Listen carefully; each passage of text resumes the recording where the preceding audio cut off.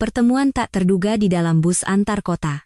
Di dalam bus antar kota, aku bertemu kembali dengan mantan suamiku setelah 10 tahun berpisah. Pria yang telah menghancurkan keluarga kami dengan judi dan perselingkuhan. Berbeda dengan citranya yang kejam dulu, pria yang kutemui setelah 10 tahun ini tampak begitu menyedihkan, dan aku menangis saat mengetahui kebenaran mengejutkan yang tak pernah kubayangkan. Tekan tombol subscribe. Bersama cahaya emas, mari kita dengarkan kisah yang menyentuh ini. Cerita dimulai. Suatu sore di akhir musim kemarau, Sri Hartini duduk termangu menatap keluar jendela bus antar kota yang membawanya pulang dari kampung halamannya di Solo. Perbukitan yang mulai mengering karena musim kemarau berlalu dengan cepat, namun hati Sri terasa berat oleh percakapannya dengan sang ibu hari ini. Sri, kamu sekarang sudah tidak muda lagi.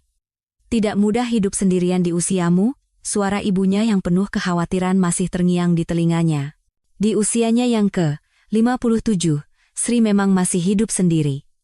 Putranya, Doni, sibuk mempersiapkan pernikahan. Sementara itu, berbagai tagihan yang datang setiap bulan selalu menjadi beban bagi Sri, listrik, air, iuran kebersihan. Jika dijumlahkan, pengeluaran bulanannya tidaklah sedikit. Bu, aku baik-baik saja. Nanti kalau sudah menikah, aku akan lebih sering menjenguk ibu, kata Doni beberapa hari yang lalu, namun Sri tidak merasa tenang. Bukankah setelah menikah, Doni akan lebih sibuk? Bagaimana mungkin ia bisa lebih sering datang? Ketika bus berhenti sejenak di sebuah rest area, Sri bangkit dari kursinya untuk pergi ke toilet. Namun, dari arah kursi belakang, ia mendengar suara yang sangat dikenalnya. Tidak, terima kasih. Saya hanya perlu sampai Jakarta saja. Jantung Sri serasa berhenti berdetak. Suara itu, suara yang tidak pernah ia dengar lagi sejak 10 tahun lalu, di hari mereka menandatangani surat cerai. Perlahan, ia menoleh ke belakang. Benar saja, itu dia. Budi Santoso, mantan suaminya. Budi tampak jauh lebih kurus dan tua dari sebelumnya. Rambutnya sudah banyak memutih, dan pakaiannya pun terlihat lusuh. Dulu, ia adalah seorang pegawai kantor yang rapi. Melihatnya dalam keadaan seperti ini, hati Sri menjadi campur aduk. Namun, cara bicaranya yang tenang dan sikapnya yang kalem masih sama seperti dulu. Sepertinya penumpang di sebelahnya menanyakan sesuatu, dan Budi menjawab dengan sopan. Sri buru-buru memalingkan wajahnya kembali ke jendela. Jantungnya berdebar kencang. Ia tak pernah menyangka akan bertemu kembali secara tiba-tiba seperti ini. Meskipun orang-orang turun dan naik di rest area, Sri tidak bisa beranjak dari tempat duduknya. Ia takut berpapasan dengan Budi. Ia ingin ke toilet, tetapi terpaksa menahannya. Kenapa harus hari ini, di bus ini, batin Sri. Baru saja ia mendengar kekhawatiran ibunya tentang hidup sendiri, dan sekarang ia harus bertemu dengan pria itu. Bus kembali berjalan, tetapi Sri sama sekali tidak bisa tenang. Kehadiran Budi di kursi belakang terasa begitu kuat. Ia penasaran apakah Budi juga mengenalinya, tetapi ia tidak punya keberanian untuk menoleh. Terdengar suara Budi batuk pelan. Dulu, setiap musim pancaroba, ia memang sering batuk. Sepertinya kebiasaan itu belum berubah. Mendengar suara itu, hatinya kembali terasa rumit. Selama 20 tahun pernikahan mereka, Budi adalah tipe orang yang tidak pernah mengeluh meski sedang sakit. Ia selalu menahan semuanya dalam diam. Melihatnya kini menahan batuk sendirian terasa begitu akrab sekaligus asing bagi Sri. Katanya dia menghancurkan keluarga karena judi, bagaimana kehidupannya sekarang? Saat bercerai, Sri mendengar bahwa Budi terlilit utang judi. Itulah alasan Sri akhirnya setuju untuk berpisah, demi putra mereka, Doni. Kala itu, gosip yang beredar di antara para tetangga mengatakan bahwa Budi tidak hanya berjudi, tetapi juga berselingkuh. Sri mencoba meminta penjelasan, tetapi Budi tidak pernah memberikan jawaban yang jelas. Anggap saja seperti yang kamu tahu, hanya itu yang Budi katakan di akhir pertemuan mereka. Sri menganggap kalimat itu sebagai sebuah pengakuan. Semakin bus mendekati Jakarta, hati Sri semakin kalut. Budi masih duduk di belakang, dan hanya sesekali suara batuk dan gesekan pakaiannya yang menandakan kehadirannya. Sri mengeluarkan sapu tangan dari tasnya, untuk menyeka keringat di telapak tangannya. Ingatan akan pertemuan terakhir mereka 10 tahun lalu muncul dengan jelas. Sri, maafkan aku benar-benar minta maaf. Itu adalah kata-kata terakhir Budi. Namun, saat itu Sri tidak bisa menerimanya. Ia terlalu marah. Pernikahan selama 20 tahun hancur karena judi dan perselingkuhan, rasanya sulit dipercaya. Terutama saat itu Doni masih kuliah semester 4, ia tidak ingin putranya kecewa pada ayahnya. Namun, pada akhirnya semua terungkap, dan Doni sangat kecewa. Ayah benar-benar orang seperti itu, Bu? Pertanyaan Doni saat proses perceraian masih terngiang di benak Sri. Waktu itu, ia tidak tahu harus menjawab apa dan hanya bisa mengangguk. Dari jendela, kompleks-kompleks apartemen di pinggiran Jakarta mulai terlihat. Perjalanan hampir berakhir. Pikiran bahwa ia mungkin akan berpapasan dengan Budi saat turun di terminal membuatnya cemas. Sri bersiap-siap untuk turun lebih awal. Ia memegang tasnya erat-erat, berencana untuk segera keluar begitu bus tiba di terminal. Ia benar-benar ingin menghindari pertemuan tatap muka. Namun, di sudut hatinya, ada pikiran lain yang muncul. Ia penasaran bagaimana kehidupan Budi sekarang, apakah ia sehat? Ia ingin tahu bagaimana 10 tahun telah mengubahnya. Ketika bus tiba di terminal Pulau Gebang, Sri, sesuai rencananya, segera bangkit dan berjalan ke depan. Ia bergegas agar bisa turun lebih dulu dari penumpang lain. Saat keluar dari terminal, Sri tidak menoleh ke belakang. Meskipun penasaran, ia tidak punya keberanian. Di jalan menuju stasiun KRL, Sri berhenti sejenak. Apa benar aku harus pergi begitu saja? Pikirnya. Tapi ia segera menggelengkan kepala. Semua sudah berakhir. Semuanya sudah selesai 10 tahun yang lalu, dan tidak ada alasan untuk bertemu lagi. Di dalam gerbong KRL yang membawanya pulang, hati Sri belum juga tenang. Ia bertanya-tanya apakah pertemuan hari ini hanyalah kebetulan atau memiliki makna lain. Melihat pantulan dirinya di jendela kereta, ia tampak lelah. Lelah setelah seharian mendengar berbagai cerita di kampung, dan ditambah lagi pertemuan dengan Budi yang membuatnya sangat tertekan secara mental. Saat membuka pintu rumah, Sri menghela napas panjang. Rumah yang kosong terasa lebih sepi dari biasanya. Pertemuan dengan Budi telah membangkitkan kembali kenangan masa lalu. Sambil duduk di sofa ruang tamu, Sri mencoba merenungkan hari ini. Namun, yang terus berputar di benaknya hanyalah wajah Budi yang kuyu. Di mana dia tinggal sekarang, sendirian, atau bersama orang baru? Sri merasa aneh dengan pikirannya sendiri. Semuanya sudah selesai 10 tahun lalu, mengapa sekarang ia merasakan hal ini? Sambil minum air di dapur, Sri menatap jalanan Jakarta yang mulai gelap. Satu persatu lampu jalan mulai menyala. Hari akan segera berakhir. Tetapi sepertinya gejolak di hatinya tidak akan mudah reda. Beberapa hari berlalu, Sri masih belum bisa melupakan sosok Budi yang ia temui di bus. Ia mencoba tidur lebih awal, tetapi sulit terlelap. Saat mengerjakan pekerjaan rumah di siang hari, pikirannya terus melayang pada pria itu. Terutama, penampilannya yang menyedihkan terus mengganggunya. Dulu, Budi memiliki postur yang tegap, tetapi yang ia lihat tempo hari benar-benar kurus dan tua. Kenapa aku terus memikirkannya? Gumam Sri pada dirinya sendiri sambil menggeleng. Semua sudah berakhir, tidak ada alasan untuk peduli lagi. Hari ini, ia pergi ke pasar tradisional untuk berbelanja. Persediaan lauk di kulkas sudah menipis, jadi ia tidak bisa menundanya lagi. Karena datang lebih pagi, pasar tidak terlalu ramai. Saat sedang memilih lobak dan sawi di lapak sayur, ia mendengar suara ibu-ibu di sebelahnya berbisik. Dengar-dengar, orang itu sekarang sering ke rumah sakit. Loh, siapa? Siapa yang kamu maksud? Pak Budi Santoso. Kamu kenal, kan? Yang dulu tinggal di sini, lalu cerai dan pindah itu. Tangan Sri yang sedang memilih lobak terhenti, mereka membicarakan Budi. Oh, dia.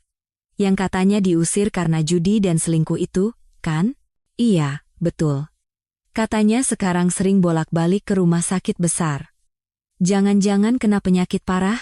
Sri menajamkan telinganya. Kabar bahwa Budi dirawat di rumah sakit membuatnya khawatir.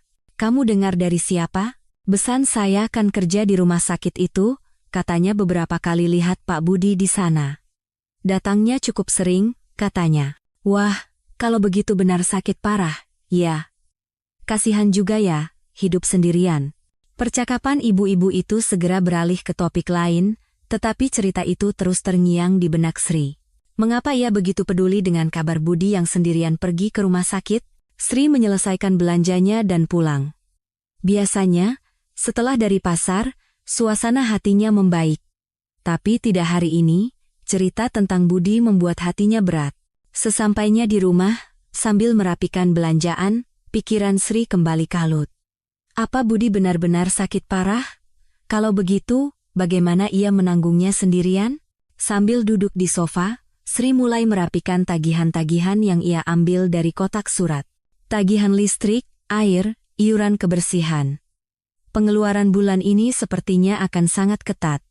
Ia menghela napas sambil menekan kalkulator. Sejak Doni sibuk dengan persiapan pernikahan, sulit baginya untuk menerima uang saku seperti dulu. Namun, saat merapikan tagihan-tagihan itu, sebuah pikiran melintas. Apakah Budi juga hidup sendirian, bergelut dengan tagihan-tagihan seperti ini? Jika ditambah dengan biaya rumah sakit, betapa berat bebannya? Dulu saat masih menikah, mereka mengelola keuangan bersama. Sekarang, mereka harus menanggung semuanya sendiri-sendiri.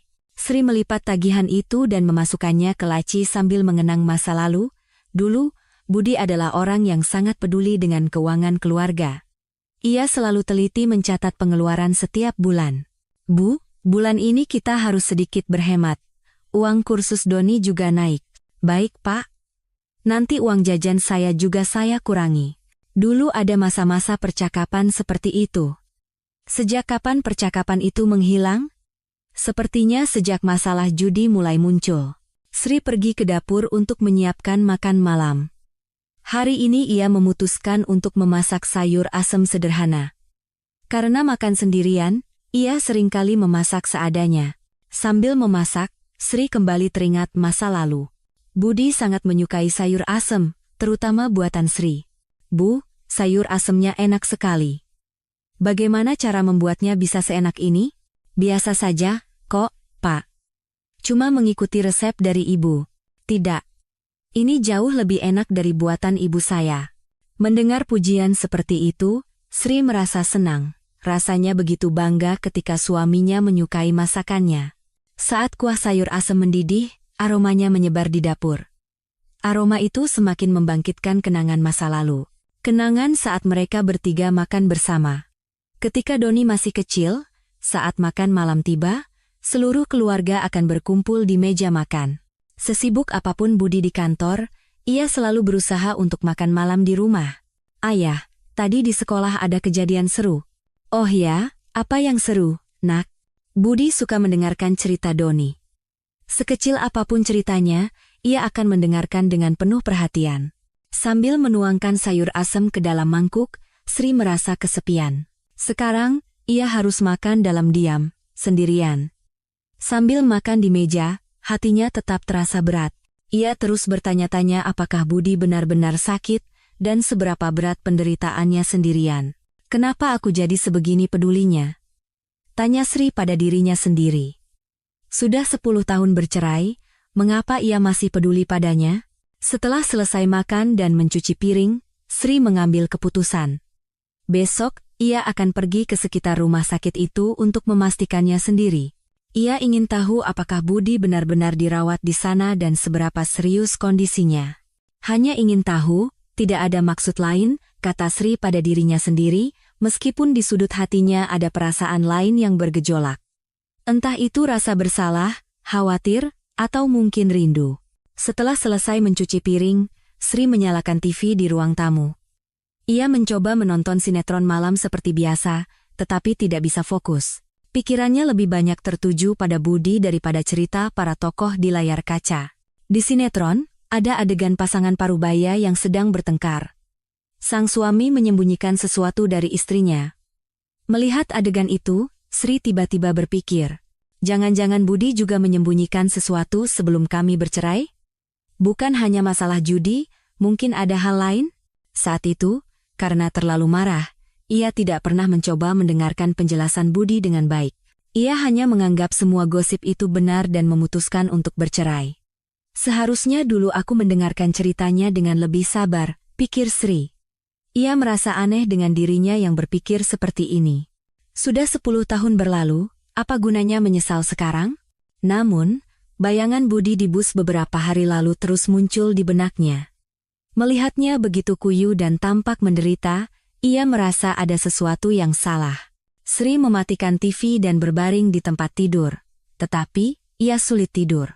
Pikiran tentang apa yang harus ia katakan jika bertemu Budi besok di rumah sakit membuat kepalanya pusing.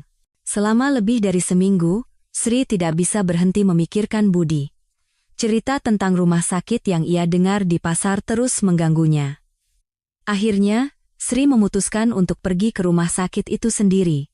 Hari ini cuacanya agak dingin. Angin akhir musim kemarau menyelinap masuk melalui celah pakaiannya, membuat Sri merapatkan kardigannya. Ia naik bus menuju rumah sakit besar di pusat kota. Setibanya di rumah sakit, suasana cukup ramai.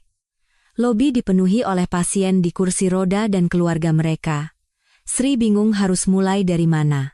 Ia memutuskan untuk menunggu di dekat meja informasi di lantai 1, berharap Budi akan muncul.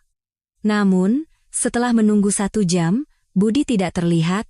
Sri memutuskan untuk berjalan-jalan di sekitar rumah sakit. Ia duduk di bangku depan pintu masuk utama, mengamati orang-orang yang keluar masuk.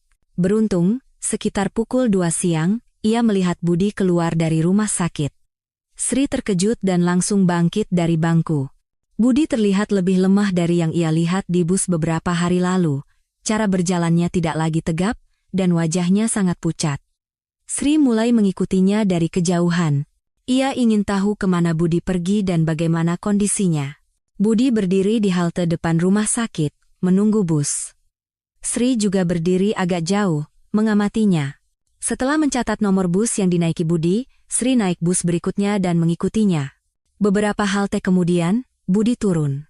Sri juga buru-buru turun dan mengikutinya dari jarak yang aman. Budi masuk ke sebuah kompleks perumahan tua yang padat. Jadi dia tinggal di sini, batin Sri. Ia mencatat gedung tempat Budi masuk. Itu adalah sebuah rumah kontrakan sederhana yang sudah tua dan tampak kumuh. Dibandingkan dengan apartemen mereka dulu, tempat ini sangat menyedihkan. Sri tidak mengikutinya lebih jauh dan masuk ke sebuah kafe di dekat sana. Ia belum punya keberanian untuk bertemu Budi secara langsung. Sambil memesan kopi dan duduk di dekat jendela, ia termenung. Hidupnya benar-benar sulit. Melihat kondisi tempat tinggal Budi, jelas sekali ia tidak punya banyak uang. Jika harus menanggung biaya rumah sakit juga, pasti sangat berat. Setelah minum kopi, Sri kembali ke rumah sakit. Ia ingin tahu perawatan apa yang sedang dijalani Budi. Saat mencari kesempatan di dekat meja pendaftaran, ia mendengar suara seorang perawat yang sedang menelepon. Iya, betul. Dengan Bapak Budi Santoso? Kami menghubungi terkait tunggakan biaya pengobatan. Sri menajamkan telinganya. Biaya pengobatan Budi menunggak. Iya, Pak Budi memang meminta agar tidak menghubungi keluarga, tapi tunggakannya sudah 2 bulan. Suara perawat itu terdengar lebih jelas. Sri terkejut. Budi tidak mampu membayar biaya pengobatannya. Baik, akan kami sampaikan lagi kepada pasien. Perawat itu menutup telepon. Sri menjauh dari sana dan berdiri di sudut koridor. Hatinya terasa berat. Permintaan Budi untuk tidak menghubungi keluarga berarti ia tidak ingin Doni tahu tentang penyakitnya. Ia mencoba menanggung semuanya sendirian. Dalam perjalanan pulang, Sri memikirkan banyak hal. Mengapa Budi meminta untuk tidak menghubungi keluarga? Apakah ia tidak ingin membebani Doni? Setibanya di rumah, Sri duduk di sofa dan merenungkan kejadian hari ini. Tempat tinggal Budi yang sederhana, tunggakan biaya rumah sakit, dan permintaannya untuk tidak menghubungi keluarga. Apakah perceraian 10 tahun lalu benar-benar karena judi? Sri mulai ragu. Jika Budi benar-benar menghabiskan uangnya untuk judi, apakah ia akan kesulitan membayar biaya pengobatan seperti ini? Ia justru terlihat seperti orang yang diam-diam menanggung semuanya sendirian. Sri mencoba mengingat kembali beberapa bulan terakhir sebelum mereka bercerai. Saat itu, Budi juga tidak banyak bicara. Ia tidak pernah menjelaskan apa yang terjadi, hanya menerima semuanya dengan diam. "Pak, sebenarnya ada apa? Apa benar yang dikatakan orang-orang?" "Anggap saja seperti yang kamu tahu." Itu jawaban Budi. Saat itu, Sri menganggapnya sebagai pengakuan. Tapi sekarang, rasanya aneh. Jika seseorang benar-benar bersalah, bukankah ia akan mencoba membela diri? Budi sama sekali tidak menunjukkan sikap seperti itu. Sri pergi ke dapur untuk menyiapkan makan malam. Hari ini ia hanya merebus mie instan. Mengikuti Budi seharian membuatnya sangat lelah. Sambil memasak mie, Sri terus berpikir, penyakit apa yang diderita Budi, dan seberapa parah kondisinya. Kenapa aku jadi secemas ini? Sri tidak mengerti perasaannya sendiri. Mereka sudah bercerai. Mengapa ia begitu khawatir? Sambil makan mie di meja, hatinya tetap terasa rumit. Memikirkan Budi yang mungkin juga hanya makan makanan sederhana seperti mie instan membuatnya sedih. Dulu, Budi tidak begitu suka mie instan. Ia selalu ingin makan nasi dengan lauk pauk lengkap. Sekarang, makanan apa yang ia makan? Selesai makan dan mencuci piring, Sri mengambil keputusan. Besok, ia akan menghubungi Doni dan bertanya tentang ayahnya. Ia ingin tahu apa pendapat Doni tentang Budi, dan apakah mereka masih berkomunikasi. Tapi di saat yang sama, ia juga khawatir. Sulit untuk menebak reaksi Doni. Saat perceraian, Doni sangat kecewa pada ayahnya. Sri menyalakan TV. Berita malam sedang membahas tentang sulitnya ekonomi. Masalah pekerjaan bagi kalangan parubaya, meningkatnya beban biaya kesehatan. Berita itu membuat kondisi Budi terasa semakin menyedihkan. Hatinya terasa berat membayangkan Budi berjuang sendirian dengan biaya pengobatan yang tak terbayar. Walaupun dia mantan suami, apa boleh aku membiarkannya begitu saja? Sri merasa aneh dengan pikirannya. Mereka sudah bercerai, apa perlu ia peduli? Namun, di sudut hatinya, ia terus merasa ada sesuatu yang salah. Kondisi Budi saat ini dan situasi perceraian 10 tahun lalu tidak terasa sinkron. Sri mematikan TV dan pergi tidur. Ia memutuskan akan berbicara dengan Doni besok sebelum mengambil langkah selanjutnya. Saat ini pikirannya terlalu kacau untuk memutuskan sendirian. Sambil berbaring, ia kembali teringat wajah Budi yang ia lihat hari ini, langkahnya yang lemah saat keluar dari rumah sakit, rumah kontrakannya yang sederhana, tunggakan biaya pengobatan. Apa benar kami bercerai karena judi? Keraguan Sri semakin besar. Ia merasa mungkin ada alasan lain. 2 minggu berlalu, perhatian Sri pada Budi semakin besar. Ia ingin menghubungi Doni dan membicarakan ayahnya, tetapi ragu karena takut membuka luka lama. Suatu hari, saat Sri sedang keluar dari supermarket dekat rumahnya, seseorang yang ia kenal mendekatinya. Itu adalah Agus Salim, mantan rekan kerja Budi. "Loh, Ibu Sri, kan?" Agus menyapanya dengan ramah. Namun, melihatnya membuat hati Sri tidak nyaman. Agus adalah salah satu orang yang menyebarkan gosip buruk tentang Budi saat mereka bercerai. "Oh, Pak Agus," jawab Sri canggung. Karena berada di depan supermarket, ia tidak bisa menghindar. "Bagaimana kabarnya sekarang, Bu? Pasti berat ya hidup sendirian?" Nada bicara Agus terdengar ramah, tetapi Sri merasakan sesuatu yang aneh. Ia bukan tipe orang yang menanyakan kabar seperti ini. "Baik-baik saja," jawab Sri singkat. Ia ingin segera pergi, tetapi Agus terus berbicara. "Ngomong-ngomong, sudah dengar kabar Pak Budi?" Sri terkejut. Mengapa Agus tiba-tiba membicarakan Budi? Kabar apa ya? "Oh, belum tahu ya, katanya sekarang sakit-sakitan. Sering ke rumah sakit, katanya." Agus berbicara seolah-olah memberikan berita baru, padahal Sri sudah tahu. "Oh, begitu," jawab Sri, berpura-pura tidak tahu. Ia tidak ingin Agus tahu bahwa ia telah mengikuti Budi. "Iya. Tapi, Bu Sri, saya mau kasih satu nasihat." Raut wajah Agus menjadi serius. Sri merasa cemas. "Nasihat apa? Kalau nanti Pak Budi menghubungi atau minta tolong, jangan terlalu dipedulikan ya." Kata-kata Agus terasa aneh bagi Sri. Budi tidak pernah menghubunginya. Mengapa Agus mengatakan hal ini? Maksud Bapak, Begini, Pak Budi kan sekarang lagi kesulitan ekonomi. Ada kabar dia mungkin akan minta-minta bantuan ke mantan istrinya. Mendengar itu, Sri marah. Ia tahu Budi bukan orang seperti itu. Pak Budi bukan orang seperti itu, kata Sri, tanpa sadar membela Budi. Agus tampak sedikit kaget dengan reaksi Sri.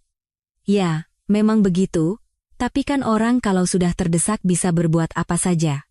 Pak Agus, kenapa tiba-tiba Bapak membicarakan ini? Tanya Sri langsung. Sikap Agus sangat aneh. Saya hanya khawatir Ibu Sri nanti kerepotan. Kan semua sudah berakhir, kalau terlibat lagi nanti jadi rumit. Agus tersenyum canggung. Namun, Sri merasa kata-katanya tidak tulus. Saya tidak ada urusan lagi dengan Pak Budi. Terima kasih atas perhatiannya. Sri menjawab dengan dingin.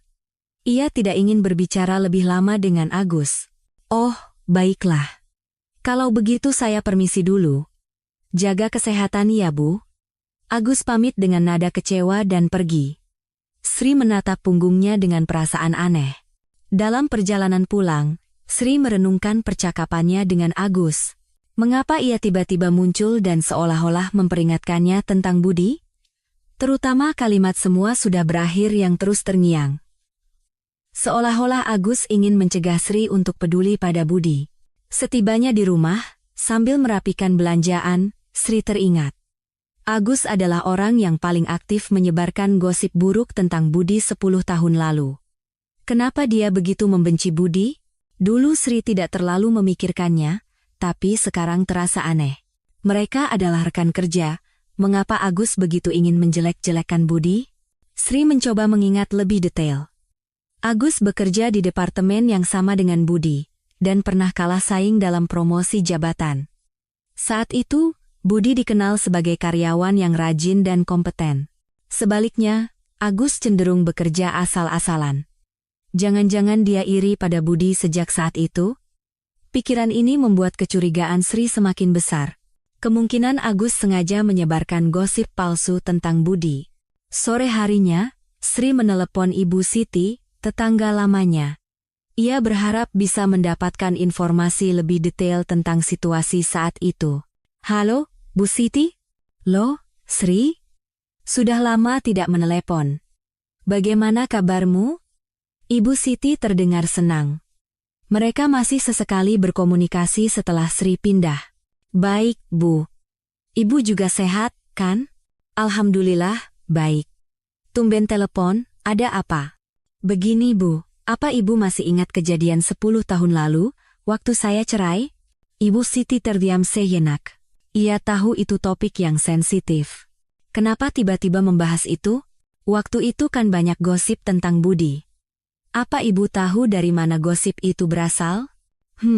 Sejujurnya Ibu juga tidak tahu pasti. Tapi sepertinya orang yang bernama Agus Salim itu yang banyak bicara. Dugaan Sri benar. Agus sepertinya adalah sumber gosip itu. Agus Salim? Rekan kerja Budi itu? Iya, betul. Dia yang sering menjelek-jelekan Budi di lingkungan sini. Bilang dia judi, selingkuh, macam-macam. Mendengar itu, keyakinan Sri semakin kuat. Kemungkinan besar Agus sengaja menyebarkan gosip palsu. Lalu, apa kata Budi tentang gosip itu? Itu yang aneh. Budi tidak berkomentar apa-apa. Diam saja. Biasanya kalau orang tidak bersalah, pasti membela diri, kan? Sri berpikir. Mengapa Budi tidak membela diri? Apakah karena memang benar, atau ada alasan lain? Bu, waktu itu apa Budi menunjukkan tingkah laku yang aneh? Apa Ibu pernah melihat langsung? Seingat Ibu tidak ada. Dia tetap seperti biasa, pendiam. Malah sepertinya jadi lebih pendiam. Kesaksian Ibu Siti semakin memperkuat kecurigaan Sri. Jika Budi benar-benar bermasalah, pasti ada tingkah laku aneh yang terlihat, tapi ternyata tidak ada. Terima kasih ya, Bu. Maaf jadi merepotkan dengan urusan lama. Tidak apa-apa. Tapi, Sri, kenapa tiba-tiba kamu penasaran dengan hal itu? Hanya teringat saja, Bu. Sri tidak menceritakan detailnya. Ia tidak ingin membuat gosip baru sebelum semuanya jelas. Setelah menutup telepon, Sri semakin yakin. Pasti ada alasan lain di balik perceraian 10 tahun lalu. Kemunculan Agus yang tiba-tiba dan peringatannya seolah menunjukkan ketakutannya jika Sri mengetahui kebenaran. Sekarang, Sri merasa harus bertemu langsung dengan Budi dan mendengar ceritanya. Ia tidak bisa lagi menilai hanya berdasarkan kata-kata orang lain. Setelah sebulan penuh pertimbangan, Sri memutuskan untuk bertemu langsung dengan Budi. Peringatan Agus dan kesaksian Ibu Siti membuatnya yakin ada kebenaran tersembunyi di balik perceraian mereka 10 tahun lalu. Hari ini hujan. Sambil mendengarkan rintik hujan musim gugur yang mengetuk jendela, Sri mengambil payung. Ia berencana bertemu Budi saat ia pulang dari rumah sakit. Sekitar pukul 2 siang, Sri tiba di halte bus dekat kontrakan Budi. Ia menunggu, mengikuti rute yang sudah ia amati beberapa hari sebelumnya. Untungnya, karena hujan, tidak banyak orang di sana. Sri berdiri di bawah atap halte, menunggu Budi. Sekitar setengah jam kemudian, Budi benar-benar turun dari bus. Tanpa payung, ia berjalan perlahan dengan tubuh basah kuyup, jantung Sri berdebar kencang. Inilah saatnya ia akan berbicara langsung dengan Budi setelah 10 tahun. "Pak Budi," panggil Sri pelan. Budi terkejut dan menatap Sri. "Sri?" Suaranya bergetar. Ia tampak sangat kaget melihat Sri. "Anda kehujanan. Bisa kita bicara sebentar?" Sri mengarahkan payungnya ke arah Budi. Budi ragu sejenak, lalu mengangguk. "Boleh." Mereka berdua masuk ke bawah atap halte. Kecanggungan memenuhi udara di antara mereka. Sri mengamati Budi lebih dekat. Wajahnya sangat tirus, dan pakaiannya lebih lusuh dari sebelumnya. Terutama, ia sering batuk, yang membuatnya tampak khawatir. "Sepertinya Anda tidak sehat," kata Sri memulai percakapan. Budi tersenyum pahit. "Baik-baik saja." Jawabannya tetap tenang, dengan nada bicara yang sama seperti dulu. Sri memberanikan diri untuk memulai topik utama. "Pak Budi, saya datang karena ada sesuatu yang sangat ingin saya tanyakan. Apakah perceraian kita benar-benar karena judi?" Wajah Budi menegang. Ia tampak kaget dengan pertanyaan langsung Sri. "Kenapa tiba-tiba bertanya seperti itu?" "Saya bertemu Agus Salim. Dia mengatakan hal-hal yang aneh."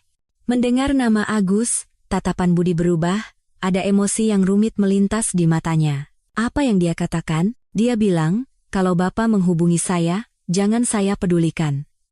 Katanya semua sudah berakhir." Sri menceritakan percakapannya dengan Agus. Budi mendengarkan, lalu menghela napas. Orang itu masih saja bicara seperti itu. Nada bicara Budi terdengar lelah, seperti orang yang sudah lama menahan sesuatu. "Pak Budi, tolong beri saya jawaban yang jujur. Apa yang sebenarnya terjadi 10 tahun lalu?" Sri bertanya dengan lebih tegas. Ia tidak bisa lagi menerima jawaban yang mengambang. Budi menatap langit sejenak. "Hujan masih turun. Anggap saja seperti yang kamu tahu." Budi memberikan jawaban yang sama seperti 10 tahun lalu. Sri marah. "Kenapa Anda selalu menjawab seperti itu? Kenapa tidak pernah mau menjelaskan?" Suara Sri meninggi. Rasa frustrasi yang terpendam selama 10 tahun seolah meledak. "Tidak ada gunanya menjelaskan," kata Budi, masih dengan tenang. Namun, suaranya mengandung kepasrahan yang mendalam. "Kenapa tidak ada gunanya? Saya ingin tahu kebenarannya. Kalaupun kamu tahu kebenarannya, apa yang akan berubah? Semua sudah berakhir." Kata-kata Budi membuat Sri semakin frustrasi. Mengapa ia begitu pasrah?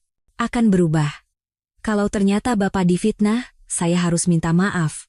Mendengar itu, Budi untuk pertama kalinya menunjukkan ekspresi terkejut. Sepertinya ia tidak menyangka Sri akan berpikir seperti itu. "Sri, Pak Budi, tolong katakan yang sebenarnya. Agus Salim yang berbohong, kan?" tanya Sri dengan sungguh-sungguh. Budi ragu sejenak, lalu membuka mulut. "Agus, menggelapkan uang perusahaan." Sri terkejut.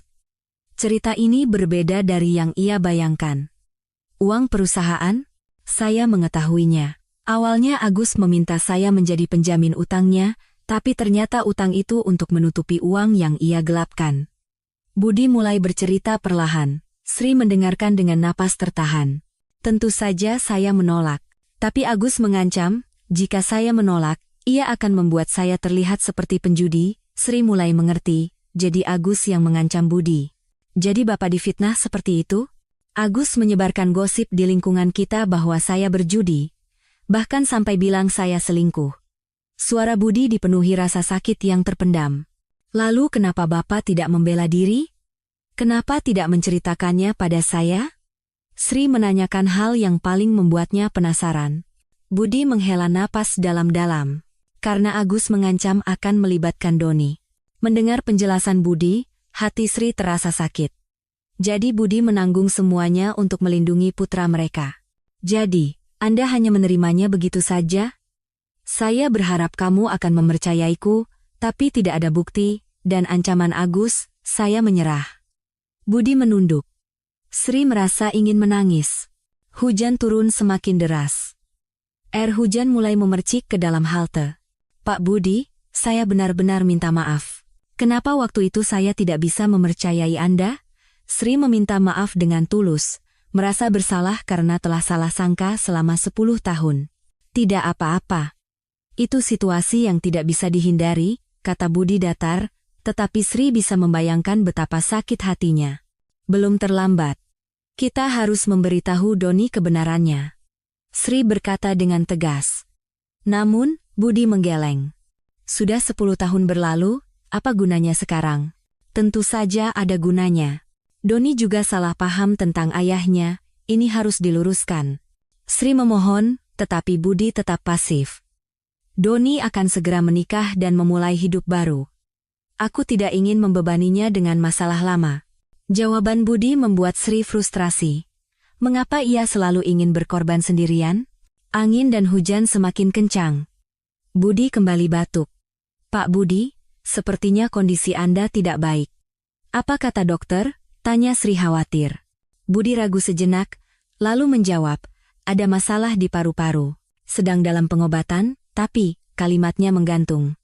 Sri merasa cemas. Bagaimana dengan biaya pengobatannya? Pertanyaan Sri membuat Budi tersenyum pahit. Agak berat, memang. Budi mengaku jujur. Sri teringat cerita tunggakan biaya rumah sakit yang ia dengar beberapa hari lalu. Apa biayanya menunggak? Pertanyaan tajam Sri membuat Budi kaget. Bagaimana kamu? Saya tidak sengaja mendengarnya. Katanya Anda meminta rumah sakit untuk tidak menghubungi keluarga? Sri tahu Budi mencoba menanggung semuanya sendirian. Aku tidak ingin membebani Doni. Pak Budi, tidak boleh begitu. Bagaimana bisa Anda menanggung sakit sendirian? Sri merasa frustrasi dengan keras kepala Budi. Sama seperti 10 tahun lalu, ia selalu ingin menyelesaikan semuanya sendiri. Hujan mulai masuk ke dalam halte. Mereka bergeser lebih ke dalam. Sri, aku baik-baik saja. Aku bisa mengatasinya sendiri. Budi masih bersikeras, tetapi Sri tahu itu hanya kebohongan. Meskipun Anda bilang baik-baik saja, saya tidak bisa pura-pura tidak tahu lagi, Sri berkata dengan tegas. Sekarang setelah ia tahu kebenarannya, ia tidak bisa tinggal diam. Budi menatap Sri dengan kaget. Maksudmu? Saya akan memberitahu Doni kebenarannya. Dan saya akan membantu pengobatan Bapak. Mendengar itu, Budi menggeleng. Jangan. Aku tidak ingin kamu ikut susah karenaku. Ini bukan susah, ini hal yang wajar. Sri berkata dengan yakin. Namun, Budi terus menolak. Sri, tolong jangan lakukan itu, semua sudah berakhir. Belum berakhir. Sesuatu yang salah harus diluruskan. Percakapan mereka menemui jalan buntu. Sri ingin membantu, tetapi Budi terus menolak. Saat itu, sesuatu jatuh dari saku Budi. Terbawa angin, benda itu bergulir ke kaki Sri. Sri hendak memungutnya, tetapi Budi lebih cepat mengambilnya. Namun, Sri sempat melihat bahwa itu adalah selembar tiket bus yang lusuh. Itu apa? Tanya Sri. Tetapi Budi tidak menjawab dan memasukkannya ke saku. Hujan mulai reda. Budi memanfaatkan kesempatan itu untuk bangkit. Saya permisi dulu. Ia buru-buru ingin pergi. Sri ikut bangkit. Pak Budi, kita tidak bisa mengakhirinya seperti ini. Sri, tolong biarkan aku pergi, mohon Budi, tetapi Sri tidak menyerah. Tidak bisa. Karena sekarang saya sudah tahu kebenarannya. Mendengar kata-kata terakhir Sri, Budi berjalan pergi menembus hujan. Sri menatap punggungnya dengan hati yang berat. Namun, di saat yang sama, tekadnya sudah bulat. Ia tidak akan membiarkan Budi menderita sendirian lagi. Dengan keyakinan yang cukup, Sri merasa harus memberitahu Doni kebenarannya. Sekeras apapun Budi menolak, putranya berhak tahu yang sebenarnya tentang ayahnya. Beberapa hari kemudian, Sri menelepon Doni. Meskipun sibuk dengan persiapan pernikahan, Doni menjawab telepon ibunya. "Bu, ada apa?" Suara ibu terdengar aneh. Doni merasakan ada sesuatu yang serius dari nada bicara Sri. "Doni, bisa kita bertemu? Ada yang ingin ibu bicarakan." "Tentang apa, Bu? Tidak bisa lewat telepon saja? Ini harus dibicarakan langsung, penting." Nada serius Sri membuat Doni mulai khawatir. Biasanya ibunya seperti ini jika ada masalah besar. "Baik, Bu. Besok malam saya ke sana." Malam berikutnya, Doni datang ke rumah Sri bersama tunangannya, Dewi. Sri sebenarnya hanya ingin berbicara dengan Doni, tetapi Doni membawa Dewi bersamanya. "Malam, Bu," sapa Dewi dengan sopan. Sri menyukai Dewi, tetapi hari ini rasanya kurang tepat. Ia harus membicarakan masalah keluarga yang sangat pribadi. "Malam, Dewi. Tapi, hari ini ibu ada urusan yang ingin dibicarakan berdua saja dengan Doni," kata Sri hati-hati. Namun, Doni menggeleng. "Bu, Dewi kan sebentar lagi juga jadi keluarga kita. Apa yang perlu dirahasiakan? Dia boleh dengar, kan?" Kata-kata Doni membuat Sri serba salah. Tapi, karena Dewi pada akhirnya juga akan tahu, ia pikir tidak apa-apa jika mendengarkan bersama. Duduk di sofa, Sri bingung harus memulai dari mana. Meluruskan fakta yang telah salah dipahami selama 10 tahun bukanlah hal yang mudah. "Doni, bagaimana pendapatmu tentang ayahmu?" tanya Sri hati-hati. Wajah Doni langsung mengeras. "Kenapa tiba-tiba membahas ayah? Hanya ingin tahu." "Ibu kan tahu, aku tidak akan pernah bisa memaafkan ayah." Suara Doni dipenuhi amarah yang terpendam. Dewi merasakan suasana canggung dan memegang tangan Doni. "Doni, apa kamu yakin ayah benar-benar melakukan semua itu?" Sri bertanya lebih langsung. Doni menatapnya dengan heran. "Kenapa ibu bicara seperti itu? Dulu kan ibu juga tidak percaya padanya dan memilih cerai." "Mungkin saja ibu yang salah paham." Kata-kata Sri membuat Doni semakin terkejut. Ia tidak mengerti mengapa ibunya tiba-tiba mengatakan hal ini. "Maksud ibu?" "Dulu semua tetangga membicarakannya." "Doni, gosip itu bisa saja bohong." Sri mulai menceritakan kebenarannya dengan hati-hati. Doni menatap ibunya dengan tidak percaya. "Bohong? Jadi ayah difitnah?" "Sepertinya begitu." Jawaban Sri membuat Doni bangkit dari sofa. Ia bingung dengan pengungkapan yang tiba-tiba ini. Tidak mungkin. Lalu 10 tahun ini apa artinya? Suara Doni meninggi. Dewi panik dan mencoba menenangkan Doni. "Sayang, tenang dulu. Dengarkan penjelasan ibu sampai selesai." Tetapi emosi Doni sudah meluap. "Selama 10 tahun ini, ibu tahu betapa malunya aku karena ayah?" Doni mulai meluapkan luka masa lalunya. Sri bisa membayangkan betapa sakitnya hati putranya. "Sejak SMP sampai SMA, aku tidak pernah bisa menceritakan tentang ayah pada teman-temanku. Kalau ditanya, aku selalu mengalihkan pembicaraan." Pengakuan Doni membuat hati Sri sakit. Ia merasa bersalah karena tidak menyadari penderitaan putranya. Waktu kuliah juga sama. "Aku hidup seolah-olah tidak punya ayah." "Doni." Sri mencoba menenangkan, tetapi Doni terus berbicara. Yang paling berat adalah saat mempersiapkan pernikahan dengan Dewi. Doni menatap Dewi. Dewi mengangguk, teringat masa itu. Di acara pernikahan, biasanya ayah pengantin pria memberikan sambutan, kan?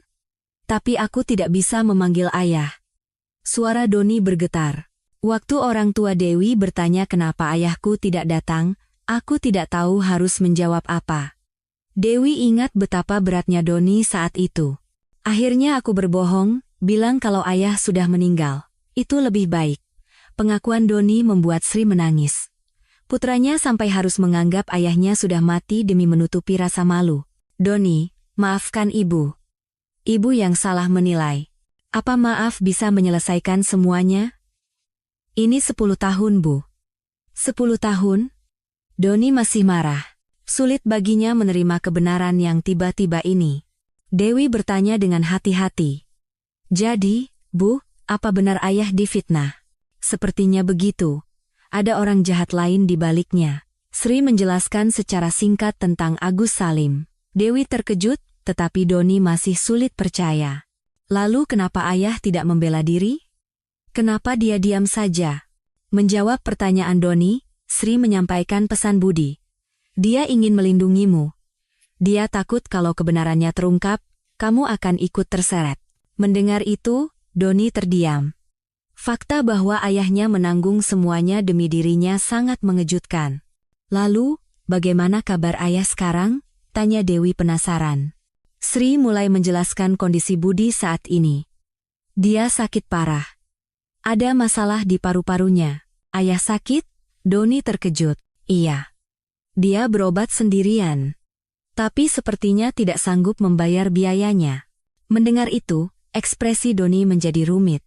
Rasa marah dan khawatir pada ayahnya bercampur aduk. Kenapa dia tidak menghubungiku? Dia tidak ingin membebanimu. Dia bahkan meminta rumah sakit untuk tidak menghubungi keluarga. Doni teringat sifat keras kepala ayahnya.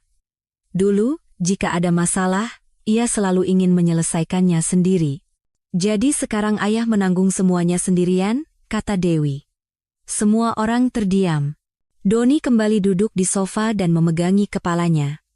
Selama 10 tahun ia membenci ayahnya, padahal ayahnya berkorban untuknya. Aku harus bagaimana? Tanya Doni pada ibu dan tunangannya. Ia bingung harus bereaksi seperti apa. Bagaimana kalau kita temui ayah dulu? Usul Sri. Tetapi Doni menggeleng. Aku belum siap, ini terlalu mendadak. Dewi menepuk pundak Doni. Pelan-pelan saja. Hal seperti ini tidak bisa diputuskan dengan terburu-buru.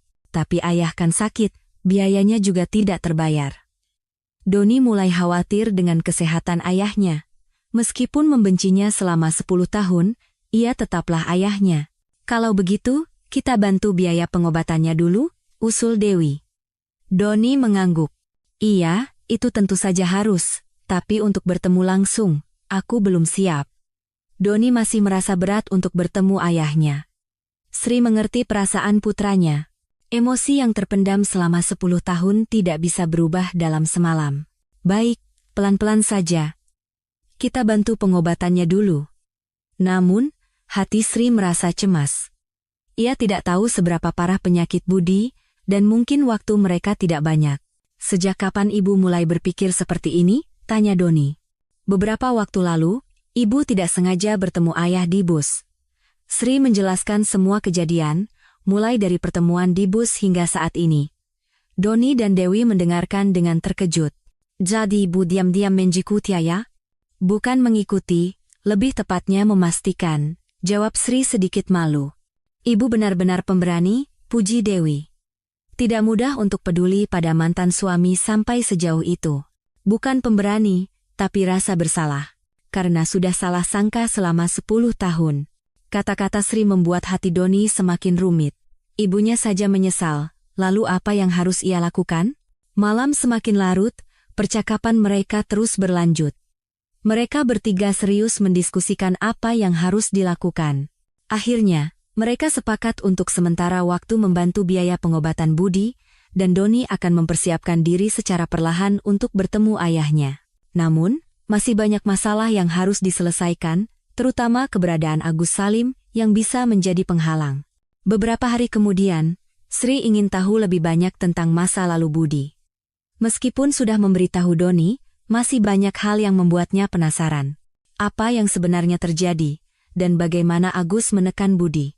Sri teringat ada beberapa barang Budi yang tidak dibawa saat pindah, dan masih tersimpan di gudang. Waktu itu, karena pindah terburu-buru, ada beberapa kotak yang tertinggal. Sore itu, Sri turun ke gudang bawah tanah apartemennya. Di antara tumpukan kotak berdebu, ia menemukan 2 kotak milik Budi. Kotak pertama berisi foto-foto lama Budi dan dokumen-dokumen kantor. Sri mulai memeriksanya satu persatu. Di dasar kotak kedua, ia menemukan sebuah amplop coklat tebal. Di bagian depan tertulis penting dengan tulisan tangan. Sri membukanya dengan hati-hati. Di dalamnya ada berbagai dokumen, dan salah satunya adalah surat perjanjian utang. Saat dibaca, nama Agus Salim tertera di sana.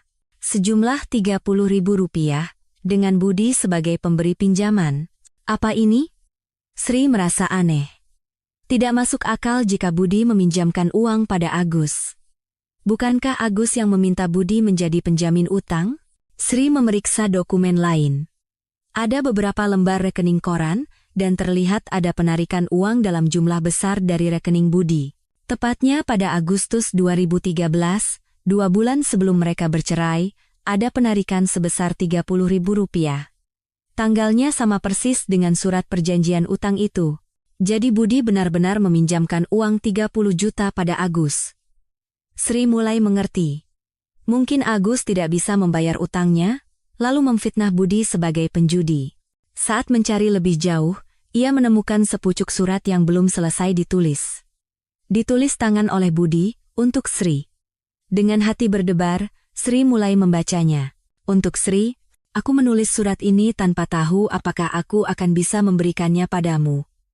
Tapi aku menulisnya dengan harapan suatu saat nanti kamu akan tahu kebenarannya. Aku tahu Agus menggelapkan uang perusahaan. Awalnya aku kira itu kesalahan, tapi ternyata ia melakukannya secara terencana. Jumlahnya sangat besar.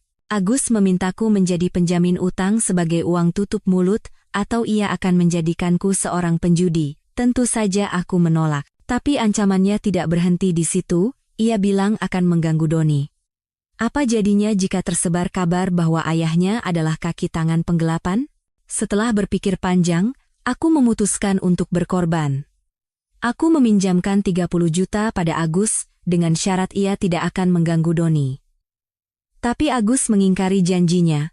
Setelah menerima uang, ia terus menyebarkan gosip tentangku. Bahwa aku berjudi, bahkan selingkuh. Sri, aku berharap kamu mempercayaiku.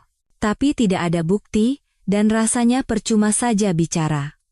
Yang terpenting, aku takut Agus akan melibatkan Doni dan membuat semuanya rumit. Jadi, aku memutuskan untuk menerimanya. Jika kamu dan Doni bisa hidup tenang, menjadi orang jahat pun tidak masalah bagiku. Surat itu terputus di sana. Sri menangis membacanya. Ia bisa membayangkan betapa berat dan sakitnya Budi. Sri memeriksa dokumen lain. Ada beberapa memo terkait Agus, yang menunjukkan bahwa Budi pernah mencoba mengumpulkan bukti penggelapan Agus, tapi tidak ada bukti yang kuat. Sepertinya Agus melakukannya dengan sangat lihai. Kemudian, di dasar amplop, Sri menemukan sebuah buku catatan kecil. Sepertinya itu adalah buku harian Budi. Saat dibuka, tercatat kejadian dari Juli hingga September 2013, tepat sebelum mereka bercerai. 15 Juli. Agus datang lagi.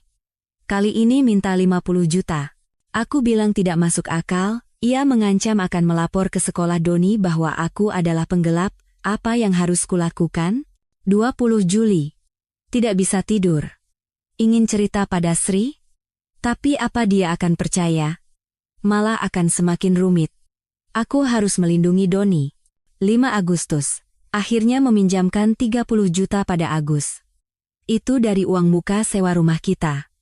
Aku berbohong pada Sri, bilang untuk investasi. Maafkan aku. 20 Agustus. Agus mengingkari janjinya. Setelah menerima uang, ia terus menyebarkan gosip. Orang-orang di lingkungan menatapku dengan aneh. 3 September. Sri membahas soal cerai. Sangat menyakitkan. Tapi sepertinya ini jalan satu-satunya. Lebih baik Sri dan Doni bebas daripada hidup seperti ini. 10 September. Menandatangani surat cerai. Sri menangis. Aku juga ingin menangis, tapi kutahan. Ingin menceritakan kebenarannya, tapi takut Doni akan kena imbasnya, jadi kutahan. Membaca buku harian itu, Sri mengerti betapa Budi menderita sendirian. Terutama, ia bisa membayangkan bagaimana perasaan Budi saat harus berbohong padanya. Di halaman terakhir, tertulis, akankah kebenaran terungkap suatu hari nanti? Jika hari itu tiba, akankah Sri dan Doni memaafkanku? Tidak, Aku tidak mengharapkan maaf. Cukup jika mereka mengerti. Cukup jika mereka tahu betapa aku mencintai kalian. Sri tidak sanggup membaca lebih lanjut. Air matanya terlalu deras hingga tulisan itu kabur.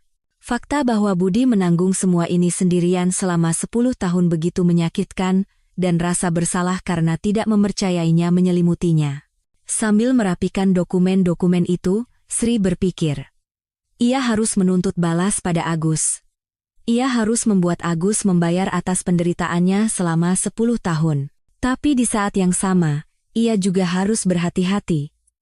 Agus bisa saja masih berbahaya. Sri memutuskan untuk menunjukkan semua bukti ini pada Doni, agar putranya bisa sepenuhnya memahami ayahnya. Dan yang terpenting, ia harus memberitahu Budi bahwa dokumen-dokumen ini ada. Mungkin Budi sedang mencarinya. Sri membawa amplop itu dengan hati-hati dan keluar dari gudang. Potongan kebenaran yang ditemukan setelah 10 tahun. Tapi kini ia merasa bisa meluruskan segalanya.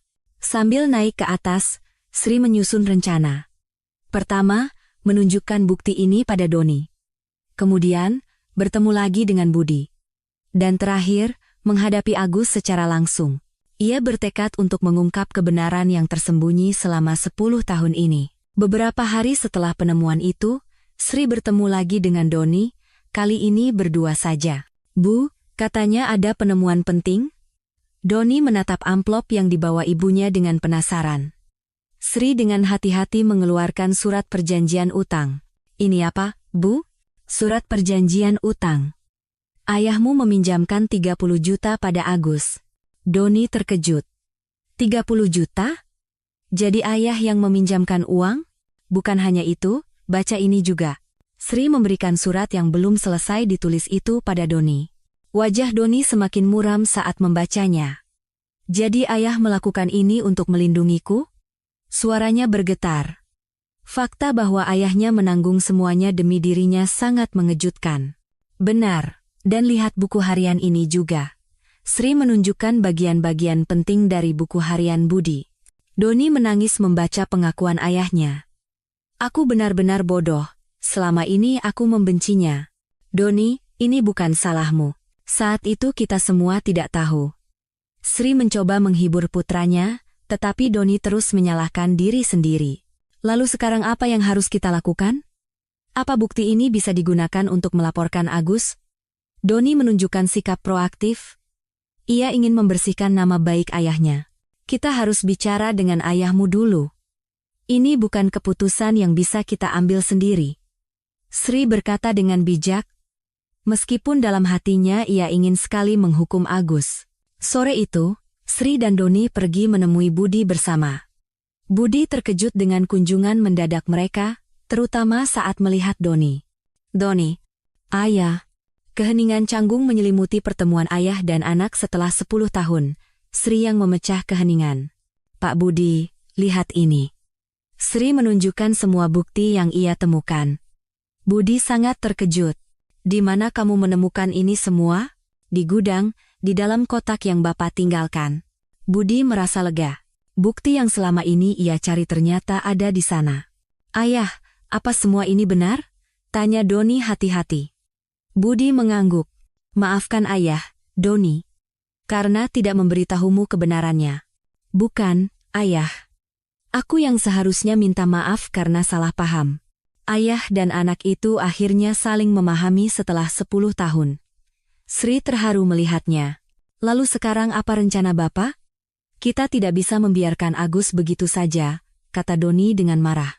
Budi berpikir sejenak, lalu berkata, "Sebenarnya, beberapa hari yang lalu, aku sudah melapor." Sri dan Doni terkejut. "Melapor?" "Iya.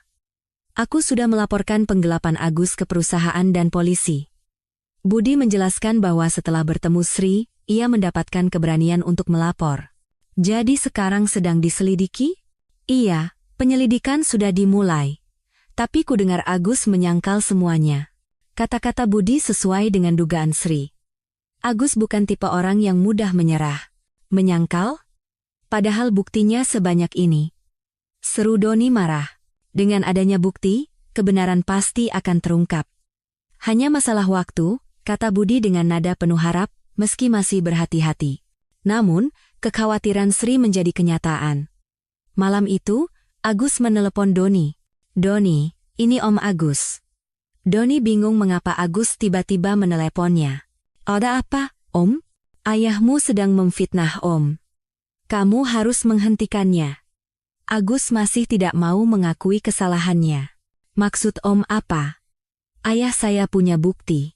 Semua bukti itu palsu. Ayahmu yang merekayasanya karena terlilit utang." Agus terus berbohong. Doni marah. "Cukup, Om. Saya sudah tahu semua kebenarannya. Doni, Om tahu kamu sedang mempersiapkan pernikahan. Masalah ini bisa membuat citramu buruk di mata keluarga calon istrimu. Apa kamu tidak apa-apa jika hidupmu hancur?" Agus mencoba mengancam Doni. Namun, Doni tidak gentar. "Jangan mengancam saya. Saya akan berada di pihak ayah. Dewi dan keluarganya juga sudah tahu semua kebenarannya." Doni menutup telepon dengan tegas dan segera menghubungi Sri untuk menceritakan ancaman Agus. "Orang itu masih saja berbuat nekat," kata Sri geram. "Bu, kita harus lebih proaktif," kata Doni, menunjukkan tekadnya untuk tidak menyerah. Keesokan harinya, Budi dihubungi oleh pihak kepolisian untuk pemeriksaan tambahan. "Pak Budi, tidak apa-apa?" tanya Sri khawatir. "Tidak apa-apa, aku hanya perlu mengatakan yang sebenarnya. Sekarang kita punya bukti." Budi menjawab dengan tegar. Inilah kesempatannya untuk membersihkan namanya setelah 10 tahun. Beberapa hari kemudian, pihak kepolisian memberikan hasil sementara. Meskipun Agus terus menyangkal, bukti yang diajukan Budi sangat kuat. "Mungkin butuh waktu, tapi kebenaran pasti akan terungkap," kata penyidik. Mendengar itu, Sri merasa lega. Dan yang terpenting, keluarga mereka kembali bersatu. Doni mulai sering menghubungi ayahnya dan aktif membantu biaya pengobatan. Sri juga ikut peduli dengan perawatan Budi. Meskipun sudah bercerai, sebagai mantan keluarga, ia ingin membantu. Kesehatan Budi pun berangsur membaik. Beban di hatinya terangkat, batuknya berkurang, dan wajahnya kembali cerah. Suatu hari, seorang perawat berkata pada Sri, pasien sekarang terlihat lebih ceria. Mungkin karena sering dikunjungi keluarga. Mendengar itu, Sri merasa bangga. Ia senang bisa menjadi kekuatan bagi Budi, meskipun terlambat. Doni juga menceritakan semua kebenarannya pada Dewi. Dewi senang kesalahpahaman tentang ayah Doni berakhir, dan mengusulkan untuk mengundang Budi ke pernikahan mereka. "Apa benar aku boleh mengundang ayah ke pernikahan kita?" tanya Doni hati-hati. "Tentu saja. Sekarang kamu bisa dengan bangga memperkenalkannya sebagai ayahmu." Kata-kata Dewi membuat Doni terharu. Ayah yang selama 10 tahun ingin ia sembunyikan, kini bisa ia perkenalkan dengan bangga. Penyelidikan terhadap Agus terus berjalan, tetapi keluarga mereka sudah mengetahui kebenarannya. Itu sudah cukup. Nama baik Budi telah pulih di mata keluarganya, dan itulah yang terpenting. Namun, di antara Sri dan Budi, masih ada perasaan yang belum terselesaikan. Kerinduan dan rasa bersalah yang menumpuk selama 10 tahun, bagaimana cara menyelesaikannya, itu adalah masalah lain. Musim berganti. Penyelidikan terhadap Agus masih berjalan. Di antara Sri dan Budi, masih ada perasaan rumit yang belum terselesaikan. Suatu sore di musim dingin, Sri menghubungi Budi. Ia merasa tidak bisa lagi menunda pembicaraan yang terpendam di hatinya. "Pak Budi, ada waktu. Bisa kita bertemu sebentar?" "Ada apa?" Suara Budi terdengar sedikit cemas. "Ada yang ingin saya bicarakan." "Penting." Budi ragu sejenak, lalu setuju. "Bagaimana kalau di taman yang dulu sering kita datangi?" "Baik, 1 jam lagi di sana." Tiba di taman, Sri duduk di bangku menunggu Budi.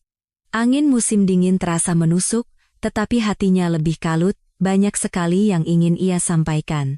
Sejak bertemu kembali dengan Budi, setiap hari terasa baru. Perasaan yang terpendam selama 10 tahun mulai bergejolak kembali. Awalnya hanya rasa bersalah, tetapi lama-kelamaan ia sadar itu bukan segalanya. Saat Budi datang, Sri melihat penampilannya sudah jauh lebih baik. Wajahnya kembali segar. "Sepertinya kondisi Anda sudah jauh membaik," kata Sri. Budi mengangguk sambil duduk. Berkat bantuan Doni, aku bisa berobat dengan baik. Terima kasih. Suara Budi selalu hangat saat membicarakan putranya. Itu hal yang wajar. Doni sekarang sibuk persiapan pernikahan, tapi katanya sering memikirkan ayah. Wajah Budi berbinar. Benarkah? Iya. Katanya ia sangat ingin mendengar sambutan dari ayah di pernikahannya. Kata-kata Sri membuat Budi terharu. Impian yang ia pendam selama 10 tahun menjadi kenyataan. Pak Budi, ada sesuatu yang benar-benar ingin saya sampaikan. Sri berkata dengan serius. 10 tahun lalu, saya tidak mempercayai Anda. Saya benar-benar minta maaf. Mendengar permintaan maaf tulus Sri, Budi tersenyum pahit. Sri, dalam situasi saat itu, mau bagaimana lagi, aku juga tidak bisa menjelaskan. Tidak. Seharusnya saya lebih mempercayai Anda. Kita sudah hidup bersama 20 tahun, tapi saya hanya percaya pada gosip. Sri menyalahkan dirinya sendiri. Budi dengan hati-hati memegang tangan Sri. Setelah 10 tahun, tangan itu masih terasa hangat. Sri, aku justru berterima kasih. Berterima kasih? Iya. Berkat kamu, aku bisa berdamai dengan Doni. Jika kamu tidak menemukan kebenarannya, aku mungkin akan selamanya jauh dari putraku. Kata-kata Budi menghangatkan hati Sri, tetapi juga memunculkan perasaan lain. Apa Anda tidak membenci saya? Karena saya, Anda hidup menderita sendirian selama 10 tahun, terpisah dari keluarga. Suara Sri bergetar. Budi terdiam sejenak. Sri, itu adalah pilihanku. Bukan salahmu. Melihatmu dan Doni hidup tenang, itu yang terpenting bagiku. Mendengar itu, Sri menangis. Baru saat itulah ia menyadari betapa besar cinta Budi pada mereka. Pak Budi, Anda benar-benar bodoh. Kenapa menanggung semuanya sendirian? Sri, aku yang seharusnya minta maaf. Seharusnya aku lebih berani mengatakan yang sebenarnya. Budi juga mengakui kesalahannya. Tidak. Dalam situasi saat itu, Anda pasti tidak punya pilihan lain. Anda hanya ingin melindungi Doni. Mereka duduk dalam diam sejenak. Angin dingin berhembus. Budi melepaskan syalnya dan memberikannya pada Sri. Anda kedinginan. Tidak apa-apa. Pakailah. Nanti masuk angin. Perhatian kecil Budi membuat Sri berterima kasih. Dulu, Budi memang selalu seperti ini. Pak Budi, boleh saya bertanya satu hal lagi? Tentu. Selama 10 tahun ini, apa Anda benar-benar tidak pernah membenci saya? Budi berpikir sejenak, lalu menjawab jujur. Awalnya, aku sedikit kecewa. Karena kamu tidak mempercayaiku. Tapi seiring waktu, aku mengerti. Di posisimu, kamu tidak punya pilihan lain. Dan yang terpenting, aku lega kamu dan Doni tidak menderita karenaku. Budi masih saja memikirkan keluarganya. Sri merasa berterima kasih sekaligus kasihan. Anda terlalu baik. Itu yang membuat saya semakin merasa bersalah. Budi tersenyum malu. Bukan baik, tapi sudah seharusnya. Karena kita keluarga. Mendengar kata keluarga, jantung Sri berdebar. Meskipun sudah bercerai, Budi masih menganggap mereka keluarga. Pak Budi, sejujurnya, selama 10 tahun ini saya juga tidak pernah bisa melupakan Anda. Sri memberanikan diri mengungkapkan perasaannya. Budi terkejut. Penaka? Iya, Anda selalu ada di sudut hati saya. Mungkin karena itu, hati saya begitu bergejolak saat melihat Anda di bus. Pengakuan Sri membuat Budi tidak percaya. Aku kira kamu sudah benar-benar melupakanku. Bagaimana bisa? Kita sudah hidup bersama 20 tahun. Sri tersenyum sedih. Sri. Untuk pertama kalinya, Budi memanggil namanya dengan lembut. Sejujurnya, aku masih mencintaimu. Pengakuan Budi membuat jantung Sri berdebar. Ia sudah menduganya, tetapi mendengarnya langsung terasa berbeda. Pak Budi, maaf. Seharusnya aku tidak mengatakan ini, tapi aku tidak bisa menyembunyikannya. Budi mencoba menjelaskan, tetapi Sri justru senang mendengarnya. Saya juga sama. Sri memberanikan diri membalas pengakuannya. Budi tidak percaya. Benarkah? Iya. Selama 10 tahun aku mencoba melupakan Anda, tapi tidak mudah. Tidak, aku tidak ingin melupakan Anda. Pengakuan Sri membuat Budi terharu. Mereka saling menatap, memastikan perasaan yang terpendam selama 10 tahun. Saat itu, Budi mengeluarkan sesuatu dari sakunya, sebuah tiket bus yang lusuh. Ini apa? Tiket bus dari hari pertama aku melihatmu lagi. Sejak hari itu, aku selalu membawanya, berharap suatu saat nanti bisa bicara denganmu lagi. Sri terkejut Budi menyimpan tiket itu. Bodoh sekali, kan? Sudah bercerai tapi masih menyimpan hal seperti ini, kata Budi sambil tersenyum. Bukan bodoh. Justru menyentuh. Budi tidak lagi menyembunyikan perasaannya. Setiap kali melihat tiket ini, aku teringat hari itu. Betapa terkejutnya kamu, dan betapa senangnya aku. Senang? Iya. Meskipun kaget, tapi di lubuk hatiku aku sangat senang, karena bisa melihatmu lagi. Pengakuan Budi membuat Sri menangis. Ternyata saat itu, perasaan mereka sama. Namun, Sri masih berhati-hati. Pak Budi, perasaan saya juga sama. Tapi, semuanya masih terasa rumit. Tentu saja. 10 tahun bukan waktu yang singkat. Budi mengerti. Jangan terburu-buru. Kita pikirkan pelan-pelan. Iya. Tapi yang pasti, sekarang kita tidak sendirian lagi, kata Sri dengan yakin. Benar. Sekarang kita punya satu sama lain untuk bersandar. Dan yang terpenting, kita sudah saling tahu perasaan masing-masing. Itu sudah sangat berarti. Sri memegang erat tangan Budi. Meskipun sudah saling memahami, mereka masih berhati-hati. Waktu 10 tahun tidak bisa dilewati dalam semalam. Biarlah waktu yang menjawab, jangan terburu-buru, batin Sri. Budi pun berpikiran sama. Matahari mulai terbenam, tetapi hati mereka terasa hangat. Di penghujung musim dingin, seolah-olah mereka sedang menyambut musim semi yang baru. Pak Budi, di pernikahan Doni nanti, Bapak benar-benar akan datang, kan? Tentu saja. Pernikahan putraku. Saat itu, aku bisa dengan bangga berdiri sebagai seorang ayah.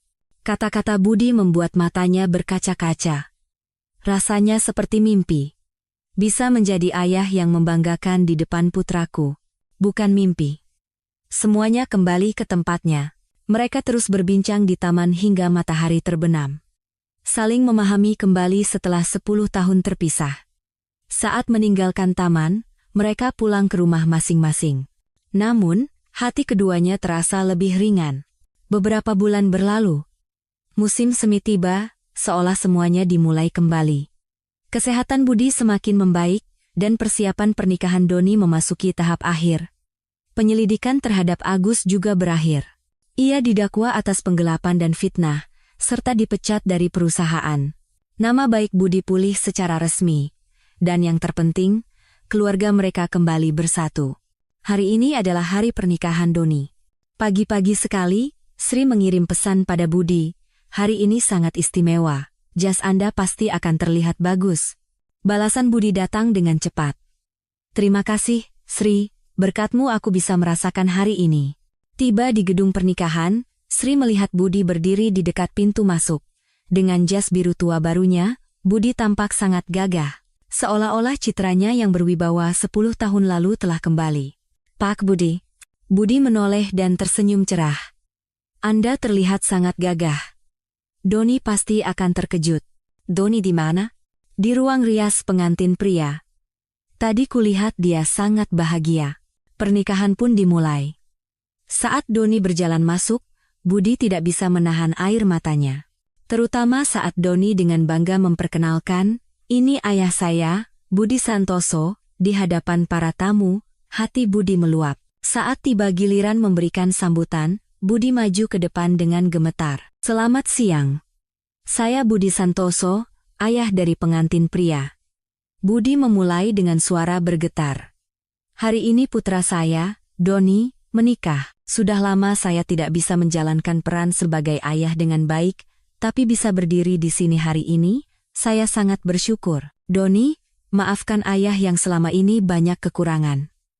Kedepannya, ayah akan berusaha menjadi ayah yang baik. Dan Dewi, terima kasih sudah menjadi bagian dari keluarga kami, semoga kalian berdua hidup bahagia. Budi mengakhiri sambutannya dengan air mata. Para tamu bertepuk tangan meriah. Saat Budi kembali ke tempat duduk, Sri memberikan sapu tangan. Sambutan yang sangat bagus, ketulusannya terasa. Pesta pun dimulai. Budi menyapa orang tua Dewi. Mereka saling memberikan kesan yang baik. Di tengah pesta, Doni menghampiri Budi. Ayah, terima kasih untuk hari ini, pernikahan ini jadi sempurna.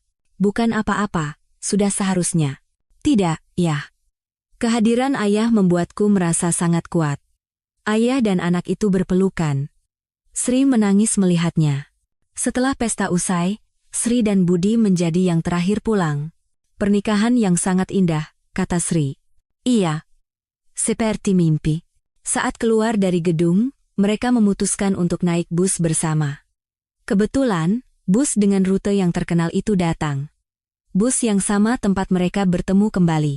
Kita naik bus ini, usul Sri.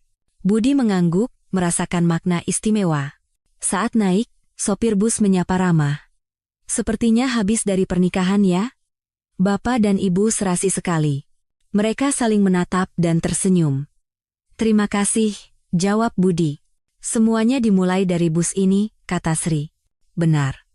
Dan sepertinya, semuanya juga dimulai kembali dari bus ini, kata Budi penuh makna. Jantung Sri berdebar. Jarak yang mereka jaga selama beberapa bulan terakhir terasa semakin menipis. Pak Budi. Sri, bisakah kita benar-benar bersama lagi? Budi dengan hati-hati memegang tangan Sri. Sri menggenggamnya erat. Iya. Kali ini, kita benar-benar bersama. Jawaban Sri membuat Budi menangis. Akhirnya, mereka bisa memulai awal yang baru. Pemandangan musim semi berlalu di luar jendela. Hari ini benar-benar sempurna, kata Sri. Iya, hari yang cocok untuk awal baru kita, jawab Budi terharu. Sopir bus tersenyum melihat mereka dari kaca spion, ia seolah bisa menebak kisah istimewa mereka. Mau turun di mana Pak Bu? Sampai tujuan akhir, jawab Budi. Jawaban yang penuh makna simbolis. Sambil berpegangan tangan, Sri dan Budi menatap keluar jendela. Setelah 10 tahun berputar-putar, mereka akhirnya bertemu kembali untuk memulai awal yang baru. Cahaya senja yang hangat memenuhi bus. Bus ini bukan lagi bus air mata.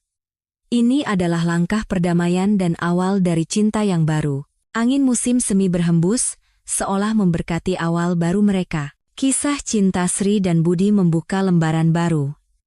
Cinta sejati yang datang terlambat, hubungan yang semakin berharga karena telah melewati kesulitan, kini mekar kembali.